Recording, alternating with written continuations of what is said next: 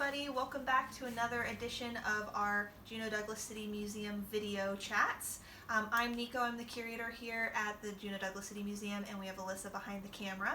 Today we're going to be talking about one of probably the most commented upon painting in our collection, and that would be Doge's first Potlatch, which is by the Juneau artist Dan DeRoux.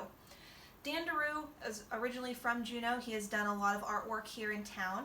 He quite famously did a lot of juxtaposition pieces, which we're going to talk a little bit more about once we delve a little bit deeper into this particular painting.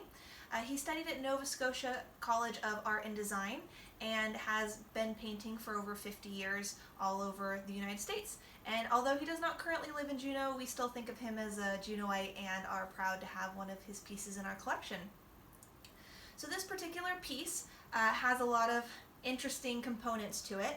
It's mainly a mixture of two very different cultures. So if you're looking at the painting from kind of that center viewpoint, to the left is going to be more of what you would think of as Douglas, and then on the other side would be Juneau if you're looking northwards down the Gastineau Channel. In the painting itself, the left side looks much more like southeast Juneau, including traditional homes and totem poles, and the rocky beaches that we have, and the temperate rainforest with its mist and clouds. On the right-hand side, you're going to see Venice, especially the Piazza di San Marco is going to be right here with the pillars, which is where the boats are going to be approaching. In the center, you're going to see both traditional Venetian gondolas and traditional Tlingit dugout canoes. The people in the boats themselves are also wearing a mixture of traditional clothing from both of those cultures.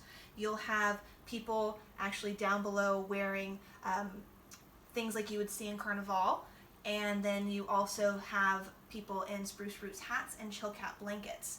So there really is an interesting mixture, as well as on the dugout canoes you're going to see form line designs. They are all arriving here at the central piazza and are raising a totem pole right next to the two famous pillars with the statues on top. The entire painting is framed by these annudi, which are reminiscent of Michelangelo's naked figures from the Sistine Chapel. They did border the biblical panels in the center of the chapel, and we don't 100% know a whole lot about those particular figures and why they were included, and kind of remain a large mystery, but a lot of theories are along the lines of Michelangelo always doing a lot of these pieces that had a traditional biblical voice and then throwing in just a little bit of sacrilege. So these are both reminiscent of his work, and they are both wearing clothing that represents both cultures. So you're going to see a chilcat blanket over here, and then you actually have Italian down below, and in Italian, primo potlatch del Doge, so the first potlatch of the Doge, and the year, which would be 2003. And then on this side, you're going to have form line designs around the edges, and then more of a Venetian traditional Italian design on this pillow here.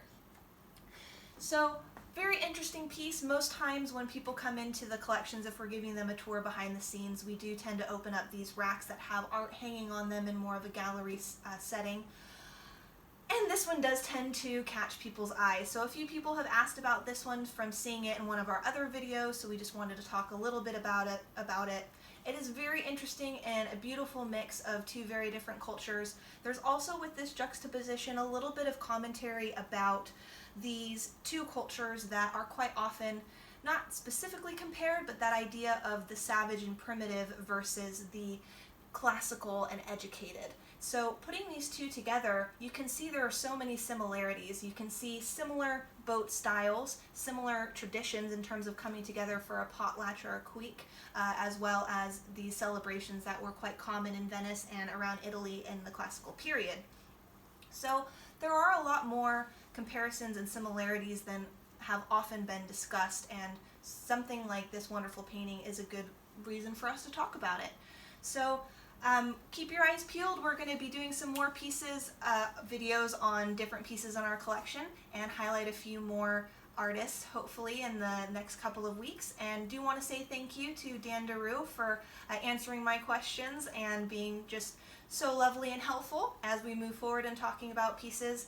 And that's one of the great things about working with museums is you get all these different types of pieces and historical objects, but you also get much more modern pieces as well, where you can actually interact with the artists and they can tell you the story that may not have gotten written down the first time around. So just wanted to say thank you to him for letting us film this video, and keep your guys' eyes peeled for the next one. Thank you guys again.